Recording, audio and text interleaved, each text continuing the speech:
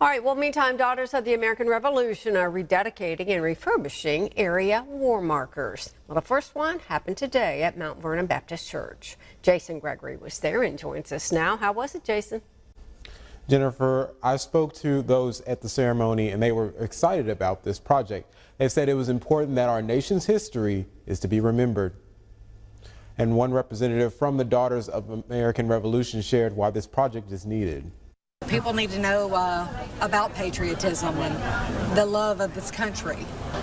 And we come from a long line of fighters.